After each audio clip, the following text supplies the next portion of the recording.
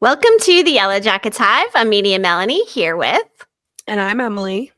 and we're back with more TV Buzz coverage. If you know us, then you know we are covering From on MGM Plus Season 3. And today we're here to talk about Episode 2, which had a lot of emotional fallout after we saw the very tragic loss of Tian Chen, which literally tore us apart limb by limb and tore our hearts out in Episode 1. Yeah, this episode was full of information, I felt like. It was. And I think a lot of it focused on what happened with the monsters in the barn, because something that's never happened. And Boyd, who was in the barn with the monsters, didn't die. Instead, they decided to have him watch as they completely destroyed Kenny's mom, which was just horrible to watch. Yeah.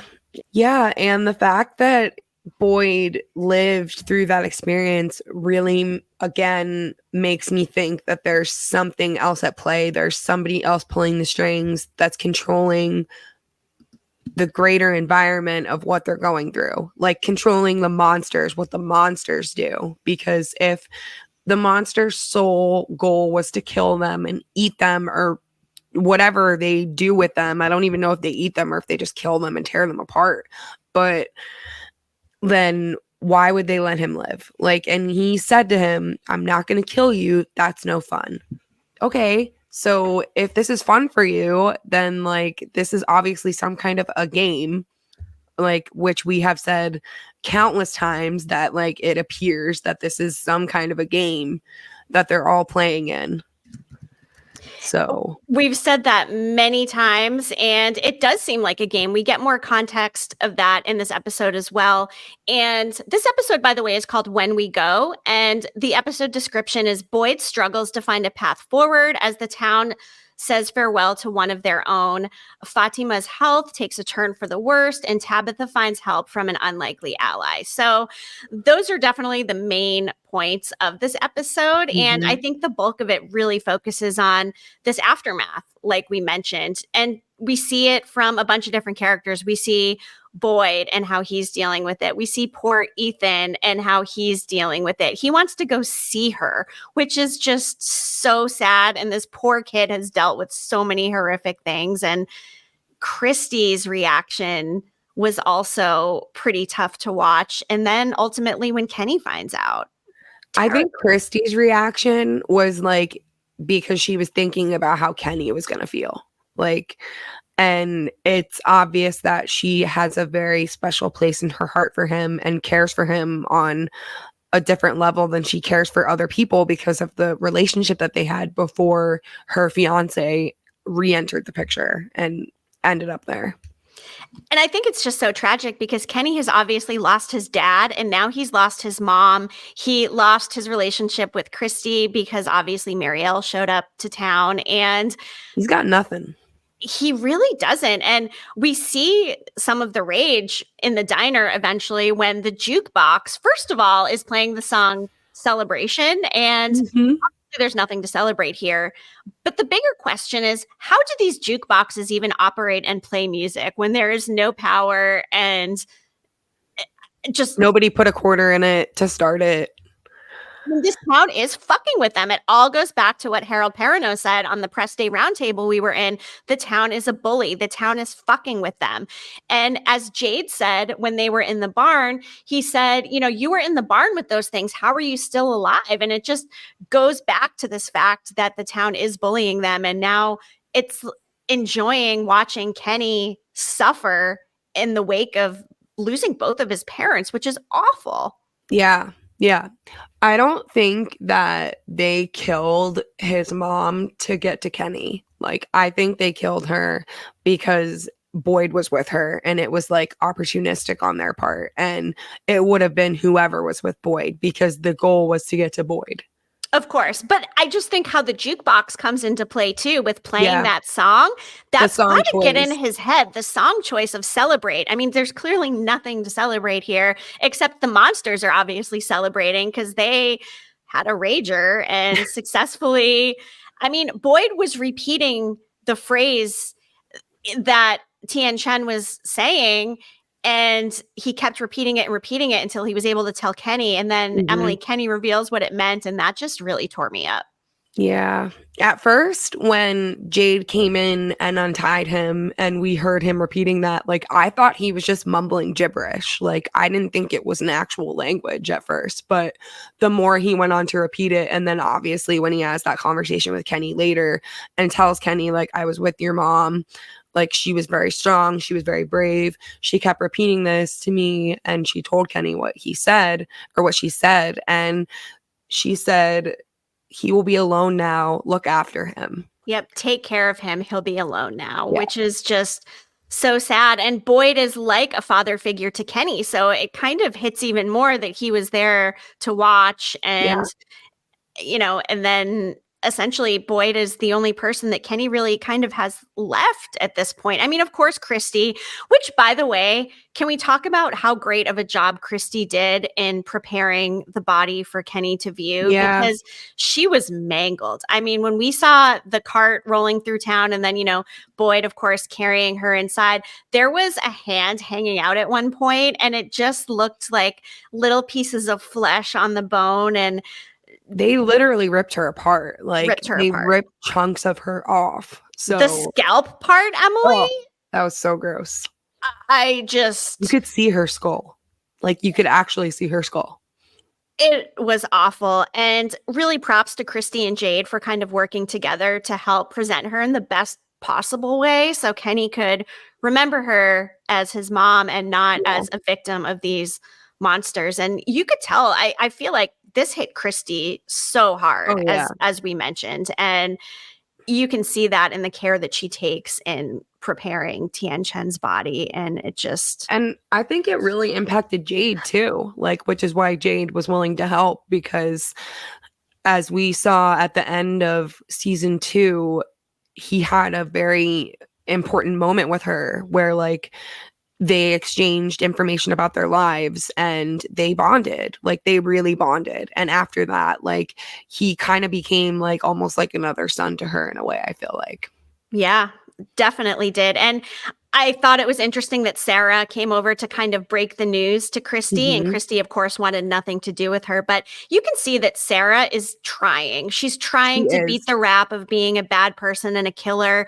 And again, it all goes back to she only did that stuff because she heard the voices and thought she was doing the right thing. And she's just trying to make her way through day after day. I had a really crazy thought. What if the voices that Sarah was hearing were the same voices that Victor's mom was hearing? That could be, because we know Tabitha is somehow going to be impacted by Victor's mom's story as well. And there is some kind of thread that weaves perhaps these voices together that some people are privy to and some people are not. Yeah. It's definitely possible. And Donna was particularly pissed at Boyd in this episode and says something like, the townspeople are all we have. What are you doing? And of course, Boyd's just trying to save the animals. But we hear this other quote from Donna that we heard in the trailer. She says, you did the only thing you could do and you lost because the game here is fucking rigged. And no matter what hand you play, you lose. And there's a lot of mentions of games. We've pointed it out. We've talked about this line of dialogue before in our trailer breakdown, but it has to be a game. There has to be another force at play here, I think, unless it is all just horror supernatural shit. But if you string the clues together, the voice they heard in the tower, the power not being there, I mean, there has to be an explanation, right? Yes, absolutely. Like, somebody is controlling some variables in what is happening to these people, like, that we have not seen yet. They absolutely have to be. And another interesting thing that seems like a revelation in a game is, of course, we saw Jim and Kenny going out to visit this other settlement. And it turns out that there's a shitload of food growing by the lake, which, how have they not been out here yet? How has Victor, who has an expansive knowledge of Fromville, not stumbled upon these cabbages? Never mentioned this lake before. And I thought it was really weird that food was just randomly growing in this area around the water. Like, who planted it? Like, where And did it how come can it from? still be growing after years? I mean, the settlement looks like it's been deserted for who knows Yeah, how long. Was it recently planted and there was another inhabitant out here who's not part of the town? Was it planted who knows how long ago and it just keeps coming up? And why is it growing in this cold ass weather where we actually see it snow for the first time? We see it snow the first time when they're wheeling the body through town. That's the first actual snow we see. And how is this food thriving? And the timing of it, Emily. yeah, that's what I was thinking. Like, they just happened to stumble upon this like surplus of food when their current supply of food all went rotten and bad, and they were struggling to figure out how they were going to feed everybody. Like, to me, that's like whoever's controlling this is like, here, go here, and we'll give you this token or this free pass so It's you a don't potion. die It's this a life round. potion, right? They're Yeah, getting the potion that's going to bring them back to life and provide them this food. But just the timing of it seems so intentional and so strange. And it just, agreed. I find it hard to believe Victor didn't know about this food by the lake, just as much as he's explored Fromville and as long as he's been there, unless it was something that just popped up because it is a game. And where did Victor go? Because Victor said in this episode he needed to leave because I can't remember exactly why he said he needed to leave, but he said he couldn't be there anymore. So, and then we don't see him again after that. So, where the hell is he going? Right. And poor Ethan is obviously very traumatized by the death of Kenny's mom. And Victor says Mhm. he has to go and can't stay there anymore. And what does that mean? Where is he going? And I've got questions about that. And even, back to Ethan for a second, when he's watching Donna butchering the animal that perished in the whole incident, when he says, "Is that what Tian Chen looked like?" Ugh. I just, the poor kid seeing this bloody mess. And then you can't even imagine what he's actually picturing in his head. Yeah. Yeah. And Ugh. I would imagine that he has a very vivid imagination. We know he does with all Yeah. of his chromonockling and all the Yeah. stuff. And I mean, it could be that Ethan is very much a big key to this show, and it is all tied into the chromonockle. When Kenny and Jim return with the food, it was very hard to watch Kenny coming back and the quiet everybody had. And of course, Jim's mind jumps right to, "Are my kids okay?" Yeah. Yeah. And they kind of satiate him right away and say, they're fine. But Kenny does not receive this news well. He put the pieces together really quickly. And it made me feel bad for him just because like everybody knew and he kind of walked into it, and it's obviously overwhelming and devastating to find out something like one of your parent dies, but to find out in like that kind of a setting with like everybody watching you, like, I don't know. I just felt so bad.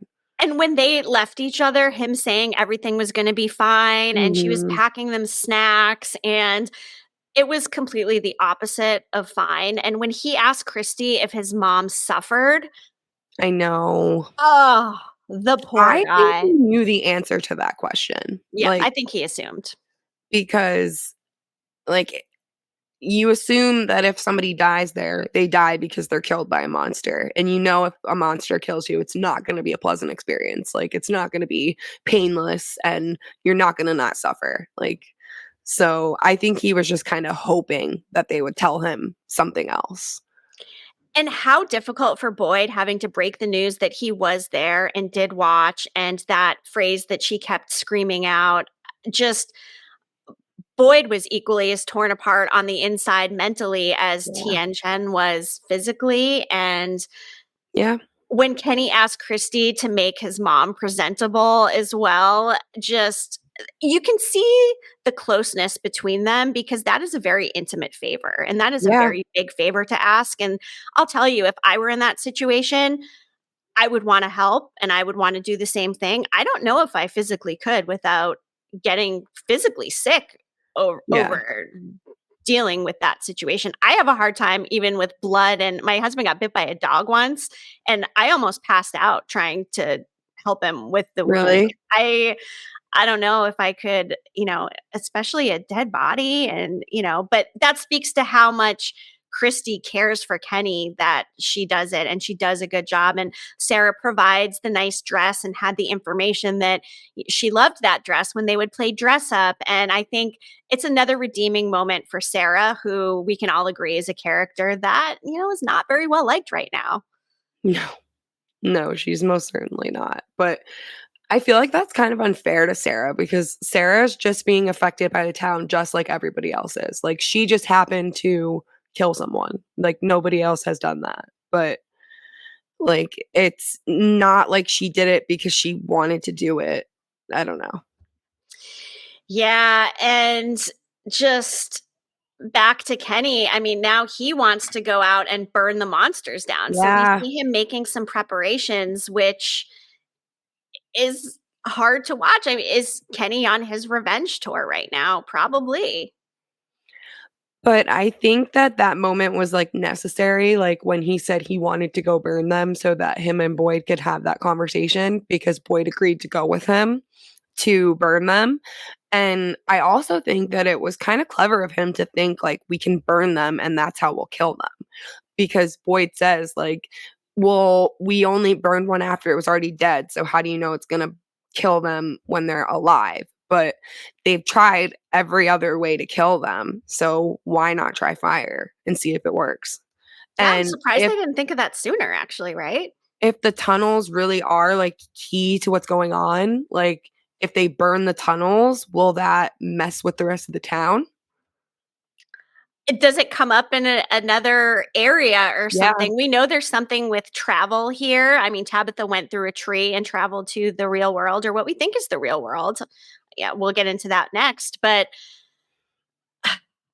I am curious to see what happens next with Kenny and his plan of burning the monsters, Yeah.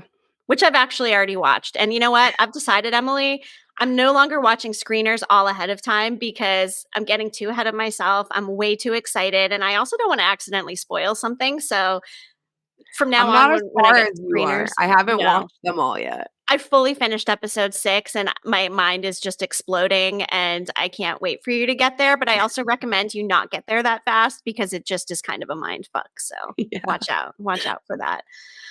But Tabitha in the real world, first of all, are you 100% convinced this is in fact the real world and it is Yeah. not a Truman Show situation? It Yeah. seems to track that it is the real world.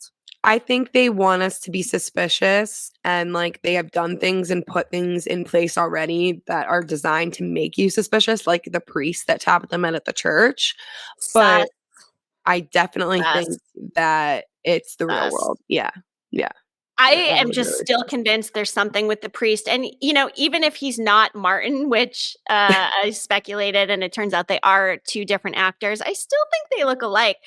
And I'm not convinced how he asked her the question about what snacks were packed and what her son's name is. It could just be he was trying to be a good priest and get information. And that's part of the counseling process for Yeah. someone who looks like they very much need help. Hmm.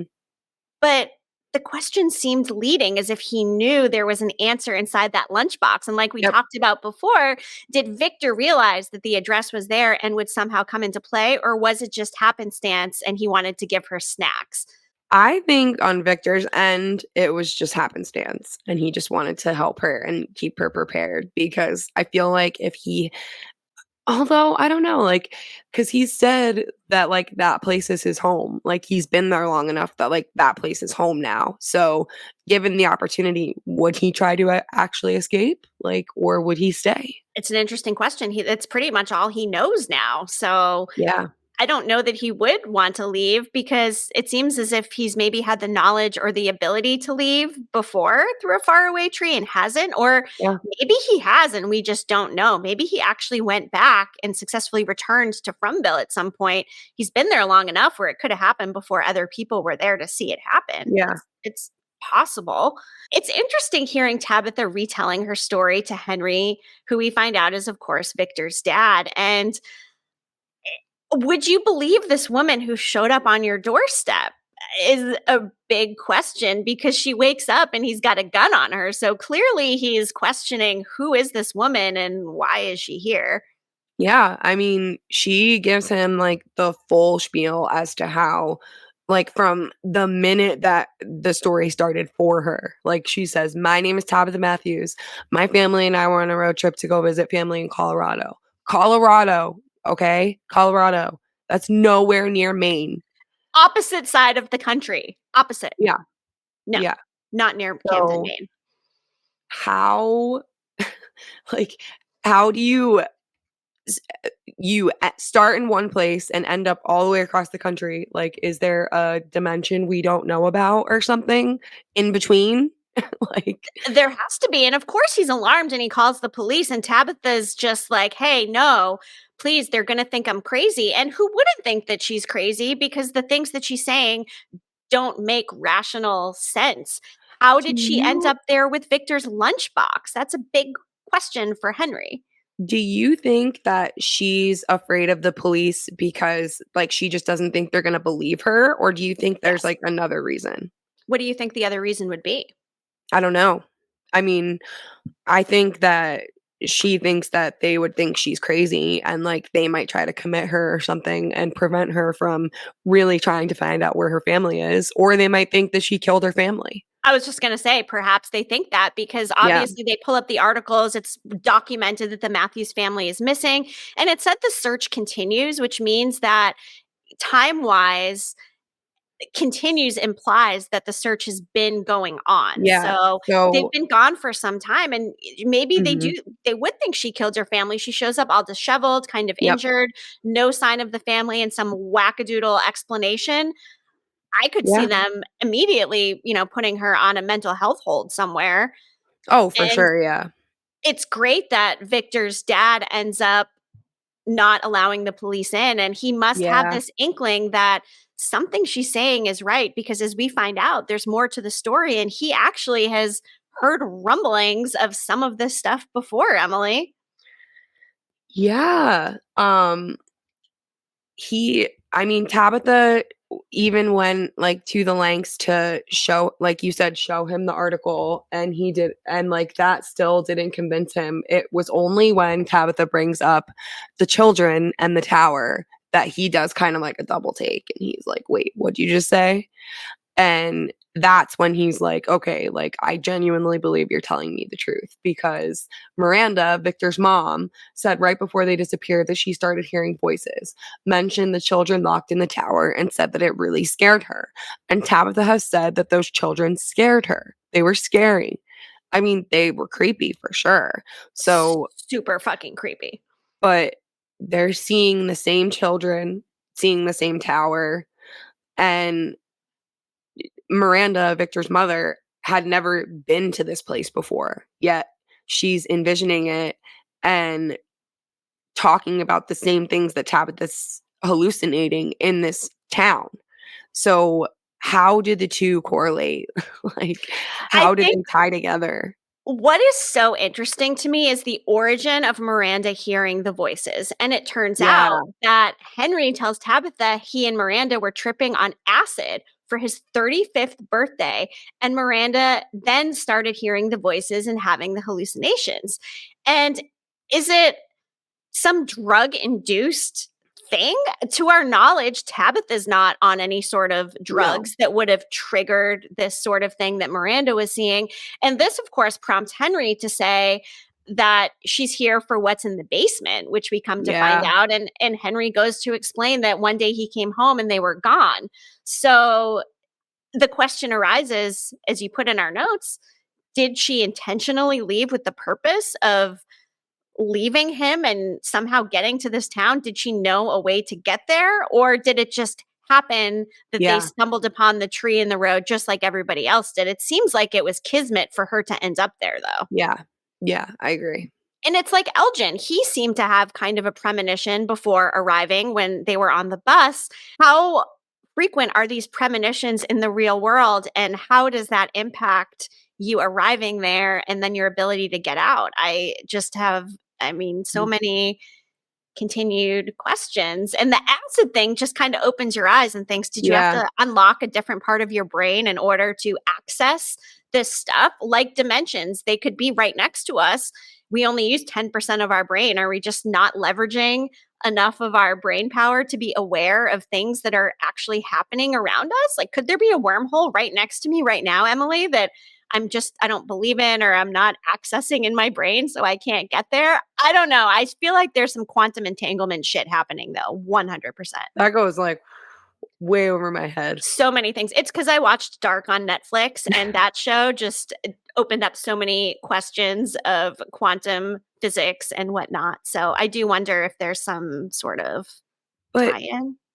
when they go into the basement and he shows her the paintings, like there were paintings of everything. Like the Confederate soldier that Jade saw, the boy in white, the diner, the tower, Colony House, like the town as they know it and existed in it. She had pictures of. She had pictures of the children. She had pictures of the talisman. She had pictures of literally every aspect of what they are experiencing. So And how do you look envision at the children. They're the same exact demon children, the same exact ones. What are the freaking odds? Yeah. How are they accessing these humans, and what happened to them for them to be stuck in some place seeking help? And I wrote this quote down because I felt like it was important. Henry tells Tabitha at one point, he says, when they're in the basement, he says, she said it's like she'd been chosen. She said it was a place that was everywhere, but you couldn't find it if you tried. Somewhere you could stumble into from anywhere, but never find a way to leave. She said there were people there, people who were lost and afraid, who found themselves living in a nightmare that they couldn't escape, fighting a battle they knew they couldn't win. She said they were holding on to hope, and when that hope was gone, they held on to each other. So it's almost like she was looking into like a crystal ball. You know what I mean? Yeah. How? And the word from is in there. Somewhere you could stumble into from anywhere, but Mhm. never find a way to leave. And is that implying that the whole title of the show, From, just refers to all the people and the different places they're from, where they end up in this one place? I don't know, just throwing things out there. But that quote is full of things. And for her to have envisioned that, and only after she did acid, is very fascinating to me. Yeah. Yeah. Yeah. So That is none of this really stuff interesting. happened before she did the acid? I don't know. I don't know. And poor Yeah. Victor's dad. I mean, he's been existing for however many years now, what, Gotta 40 be like years? 40 years. 40 years. And I would imagine that a lot of people blamed him Oh, for yeah. He the even says that at one disappearance. point. Like, he didn't care that there was speculation that, like, he did it. Like, that didn't bother him because he knew Yeah. the truth. And, like, I don't know. Like, did he suspect that when they went missing that they were going to this place that his wife kept obsessing over? Or, like, did he just think they just disappeared? I don't know. Yeah, it is pretty wild. And just the poor guy having dealt with not having his family. And I think a lot of us were kind of expecting Eloise to be in the house, because we know Victor saw his mom's body, but never referred to seeing Eloise's dead body. In fact, he didn't even remember he had a sister until he saw the drawings. And it's very strange that Victor doesn't remember a lot of these things in general, which I find sus. What is he I think that burying? might just be like a trauma response because think about it. He's been alone since he was 10, no Yeah. parent, no paternal figure, and trying to survive in a place that wants to kill him all the time. So I would be extremely traumatized in like every way possible too. That's a really So, good point. And like Yellowjackets, the show is yep, very heavily based in trauma and the responses of that trauma, how it impacts the characters and the decisions that they ultimately make. And yep. I'm still wondering, will we see an Eloise in the real world? Or is that something that we're not going to see because it's just kind of an open-ended thing and we'll just never know? I hope we get an answer, and I would love to see an Eloise crop up somewhere. Or reappear in Fromville. Reappear in Fromville. Yeah. To our knowledge, we don't know of anybody who's been there and come back aside from Elgin's premonition. So Yeah. that would be interesting. Maybe she returned at some point and then something else happened and Victor's blocking that out. It could Yeah. be possible. Could be possible. But Mhm. Fatima and her pregnancy. Shit is not looking good for that baby. Like just not looking good at all.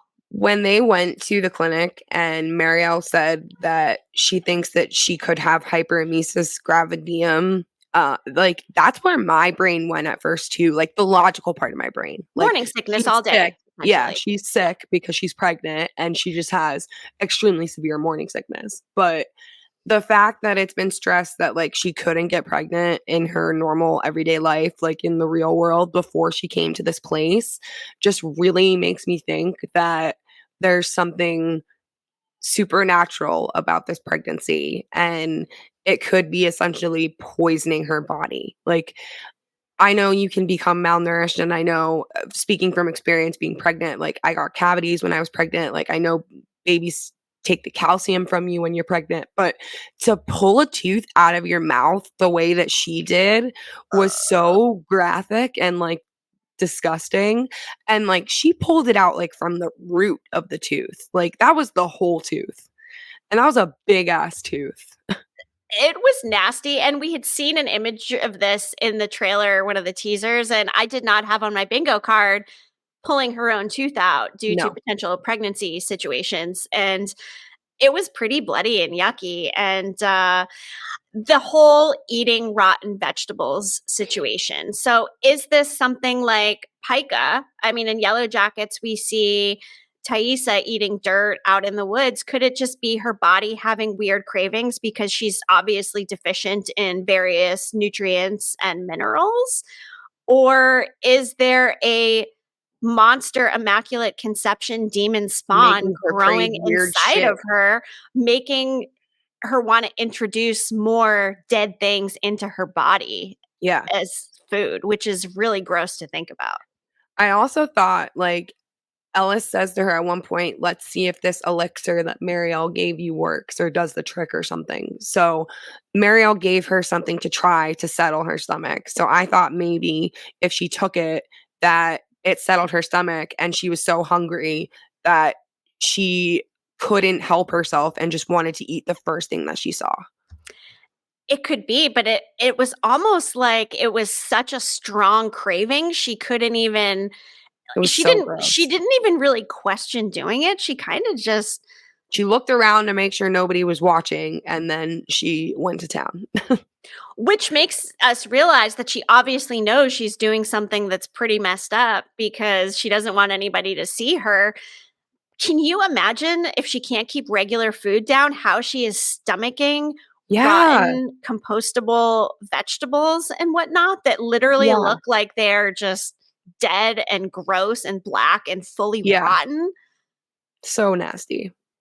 I check expiration dates on almost everything, and it's something now my kids do too. And it's probably an OCD thing. I mean, you know me, I've, got some things, whatever. But just if I don't want to drink milk that expires the same day, I cannot imagine putting handfuls of rotten vegetables in my mouth. The smell alone must be disgusting. And why is she craving rotten things? Is she Because she's pregnant with a rotting. Like, monster? because it's rotting her from the inside out. Like, it's poisoning her. That's what I'm believing at this point. And we don't know of any other pregnancies that have happened in Fromville before. So we don't know if this is the first time this has happened. I'd assume so, where there probably would have been some sort of mention of it, unless it was really tragic and fucked up and nobody wants to talk about it because it's a key situation, like with Yellowjackets. And obviously, that was a very tragic childbirth situation. And maybe it has happened and people have buried it. But no, like Donna said, it's kind of you should be happy that there's a miracle happening. But I'm sorry, it doesn't seem like much of a miracle to me if she's putting rotten food in her actual body. No, not at all. No, Something is really wrong.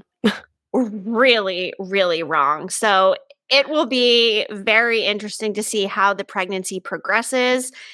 And, there was mention of babies before. Thomas, of course, the Matthews child who tragically died falling off of the changing table. Now, is there some kind of full circle thing where the babies are tied together somehow and maybe she's going to give birth to a Thomas who's now appearing in Frumville or some crazy thing? That seems like a really crazy stretch, and I don't even know why I just said it, but anything's Well, possible. speaking of Thomas, talk about that ending of that episode because that was another cliffhanger, in my opinion. Like, Huge fucking cliffhanger, Emily. Jim standing in the kitchen, the phone rings, he answers it, and Emily, what does Jim hear? Dad, it's Thomas. And it was like the voice of a young child when Thomas died as a baby. So make it make sense. Make it make sense. Why is there a more grown Thomas calling? He sounded like he could be Ethan's age or Yeah. younger or Yeah. something. How is there a grown Thomas? Is there a dimension somewhere where Thomas is alive and well and he's reaching out? Is there another part of Frumville where he could be residing somehow? Was it a monster that was messing with him? And Because like, who else can access the phones besides the monsters or the force at play, that voice that they've heard before?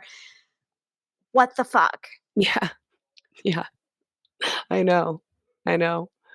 When the I phone had a rings, feeling when he answered the phone that it was gonna be Thomas. I don't It know. Like, it's funny because when we heard the phone ringing in the trailer, one of the teasers, and was messaging with Jess of Jess and Matt TV. They have a great channel, by the way. Go check it out. But she was saying, could it be Thomas on the phone? And I'm thinking it has to be, right? It could be. So it was already kind of planted as a seed in my mind. And for it to actually happen, is he going to call back? Um, there's no answering machine there. And he called when Jim was home, of all people, and he answered the phone. What if Ethan or Julie had answered the phone? I think that would have been extremely traumatizing. And is it tied into Tabitha being gone as well? Because the timing of it is interesting. Tabitha's not there. Is it picking away at Jim now? Is the town bullying Jim like it's trying to break Boyd, perhaps? yeah, I don't know. I mean, those are all really good questions, and it would make sense for it to go in that direction. I feel like we have a lot more questions than we have answers. I mean, we've got one of our most beloved characters who met her untimely fate in a very, very graphic way. The loss Yeah. of animals. We have cold and starvation introduced this season. We have a new food source and settlement with weird, creepy stick men. I mean, we haven't even talked about that in this episode. What is going on there? Is it protection? Is it a warning? Why is this skull so small and creature looking and not human looking? I hope we get an Um, answer on that because that will bother the hell out of me if we don't. and do you think that creepy stick man kind of resembles these children? Does it somehow play into the sacrifice of kids? Because we saw Jade with those kids laying out on those slabs underneath that tree cave or whatever. I Yeah. just keep thinking, like, what is happening? And again, creepy stick men. Why has Victor not stumbled upon these before, or did he and he kept it a secret like the car junkyard and some of the other places? That is just a really big question, how Victor's not stumbled upon this cabbage grove by the lake. What? Some people have speculated the lake could be the way out because we have the lake of, was it the Lake of Tears or the Lake of Fire in the Chromonocle that Ethan keeps Lake of referencing? Tears. Lake of Tears. So could the Lake of Tears be a reference to some shit that went down there? Tears of sacrificed children, perhaps, who have drowned in the lake or been sacrificed out there or something? I don't know, but this body of water could maybe hold some answers. I hope that they revisit it, and like a part of me really thinks that the reason why we haven't seen it yet is because like we've like with Victor saying that the trees are moving, like that makes me really think that the landscape is shifting and it makes it really hard for them to figure out exactly where they are. So maybe there are parts of it that they haven't seen yet because of that reason. Yeah, you mentioned it being a malleable landscape, and Yeah. perhaps there is something to that. And if there is a multidimensional or time travel or some sort of other element at play here, then things could always be shifting. And maybe the only constant is the town and colony house. And Yeah. what do the trees moving even mean? I don't know. Can we also talk about Colony House and it only having one bathroom? That was a pretty big thing on Twitter last week during the live tweet. How does that house only have one bathroom, by the way? It's a giant house. It's got a barber pole and had a barber at some point, but we don't have two bathrooms. What? I think there might be more than one bathroom. I have a feeling there's more than one So bathroom. you think we're just kind of suspending disbelief to create the issue of people getting upset with Fatima? Yeah. Okay. That makes sense. Okay. So maybe there's another bathroom after all, but I don't know. All I know, Emily, is that this season is wild. Like we talked about with the first episode, they really came out of the gates swinging and gave us a lot of answers and action in the first episode. You've mentioned before people were critical because the show does sometimes move at a slow pace, but I was pretty satisfied with these first two episodes. I think it's given us a lot of context, especially the Tabitha stuff. I think that's been the most important to dig into. It's kind of like in Yellowjackets, the present day timeline versus the wilderness timeline. I kind of want to see more of the real world Tabitha timeline than I do in Fromville, because it's intriguing to me what is going to happen. Who is she going to tell her story to? Are her and Henry going to somehow work together and find a solution or rescue people? Just so many things could happen, and there's a full 10 episodes in this third season, so we've got quite a ways to go before we get more answers. We do, and I'm so excited. Yes. So, hey, do not forget to subscribe to our From playlist. It is a TV Buzz playlist on our YouTube channel. We're going to put all our From videos in there. Again, we broke down the trailer for this season. We did a season 1 recap, season 2 recap. We dropped a clip with Harold Perrineau where he talks about what Boyd is bringing in season 3 of From. So don't miss that. Along with our other coverage, we have a Yellowjackets live stream that we just dropped talking about the leaked casting photo. We did a Patreon episode on the Joel McHale casting. We've got a lot to talk about, Emily, and it's been fun. We do, yeah. And we covered Fallout, so you can watch those episodes as well. That's right. Oh, and by the time this drops, we will have already spoken to Luciano Leroux about the ending of his character arc on Yellowjackets, along with talking about his new show Teacup, which is premiering on Peacock on October 10th. So we will drop that in October. Can't wait to talk to Luciano about that experience. And October 10th is actually a pretty big day for TV because we also have Ella Purnell's new show coming out, Sweet Pea, coming to Stars October 10th. And along with Teacup, it's another very dark show. She plays a murderer named Rhiannon. It's kind of a comedy as well. So I think she'll really thrive in that role. And then Lauren Ambrose is in a new show called, I think, Caddo Lake, which is coming to Max on October 10th as well. So it's Yellowjackets cast show release day, October 10th, you guys. So don't miss out on all of these great new shows while we continue to wait for Yellowjackets and cover From. Yes. So until we spill again.